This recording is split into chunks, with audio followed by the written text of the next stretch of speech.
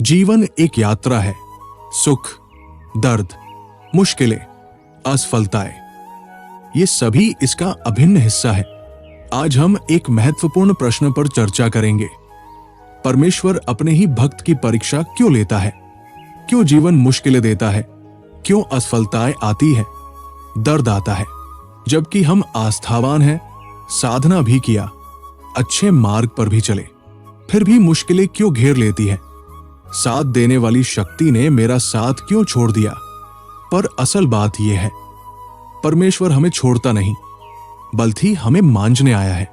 जैसे सुनार सोने को आग में तपाकर शुद्ध करता है, हीरा घिसने पर ही चमकता है, उसी तरह जीवन की मुश्किलें हमें अधिक मजबूत, अधिक निर्मल, अधिक योग्य बनाने आती है। भगवान की नजरें हम पर हर पल रहती है। हर गिरने पर वही हमें संभालता है, हर असफलता से वही हमें नए मार्ग दिखाता है। मुश्किलें कोई सजा नहीं, बल्कि साधना है। एक ऐसी साधना जो हमें भीतर से अधिक सक्षम, अधिक परिपक्व, अधिक विश्वासपूर्ण बना देती है। जरा सोचो, अगर जीवन ने हमें कोई मुश्किल ही नहीं दी होती, कोई इम्तिहान ही नहीं आया होता, तो हम साधारण ही रह जाते, असाधारण नहीं। जैसे एक छात्र अधिक मुश्किल प्रश्न हल करता हुआ अधिक योग्य होता जाता है, उसी तरह परमेश्वर हमें मुश्किलें देता है ताकि हम जीवन की हर परिस्थिति पर विजय पा सके, अधिक शांति, अधिक सुख, अधिक ज्ञान अर्जित कर सके। श्री कृष्ण कहते हैं, तुम घबराओ नहीं, हर मुश्किल एक मौका है अधिक चमकने का, अधिक निखरने का, अधिक मजबूत होने का।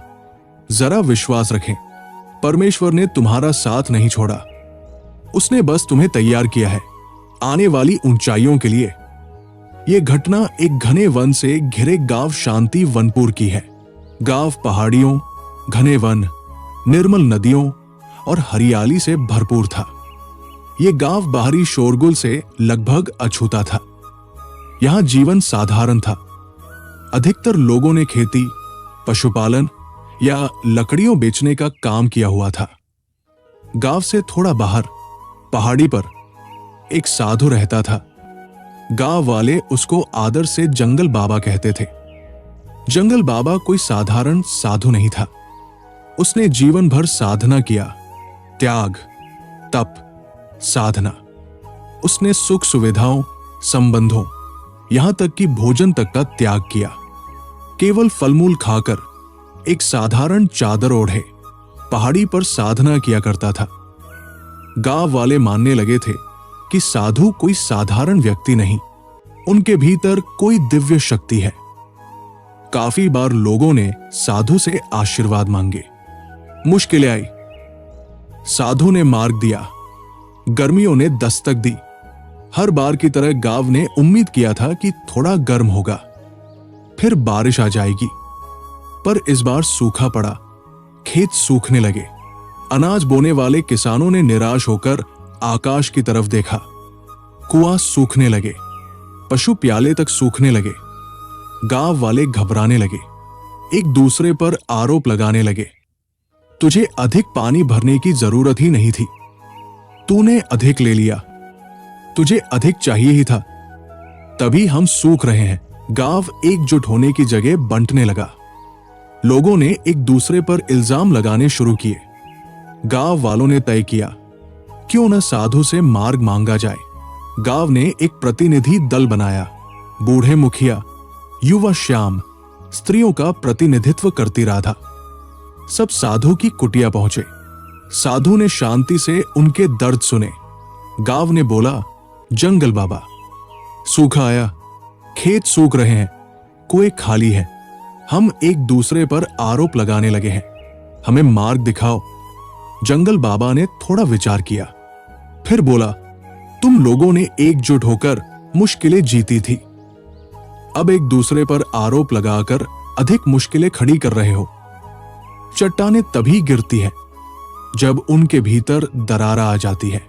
गांव एक चट्टान जैसा ही था, एकजुट, अभेद। अब दरार आया, एकजुटता टूटी, तभी मुश्किलें आई। जंगल बाबा ने गांव वालों से बोला, कल सूर्योदय होने पर पहाड़ी पर आ जाओ। साथ आना, एकजुट होकर। कोई अकेला नहीं रहे, हर कोई एक साथ पहुंचे। गांव ने आदेश किया। सूरज ने पहाड़ी पर पहली किरण गिराई। तभी गांव वाले एक साथ चढ़ने लगे। चढ़ाई मुश्किल थी, ऊंची चट्टानें थी, मार्ग ऊबड़ खाबड़ था, पर गांव ने एक दूसरे का साथ दिया। बूढ़े गिरने लगे तो युवाओं ने उनके हाथ थामे। जवान थकने लगे तो स्त्रियों ने उनके लिए फल दिया। गांव ने एक साथ चोटी पर पहुंच किया। जंगल बाबा ने गांव वालों से बोला, अब इधर देखो, सूरज हर एक पर बराबर गिरता है, एक साथ। कोई ऊंच नीच नहीं, कोई अधिक या कोई कम नहीं। इसी तरह गांव वालों, एकजुट होकर मुश्किलें आसान होती हैं। अब मेरा आदेश है, एक नया कुआं साथ खोदो, एक साथ, एकजुट होकर, तभी गांव बचेगा। गांव ने साधु की प्रेरणा स्वीकार किया। हर घर ने एक व्यक्ति दिया। कोई खोदने आया, कोई भोजन देने आया, कोई साधन इकट्ठे किया। गांव ने एक नया कुआं खोद दिया। शीतल जल आया, जीवन ने फिर हरियाली ओढ़ ली।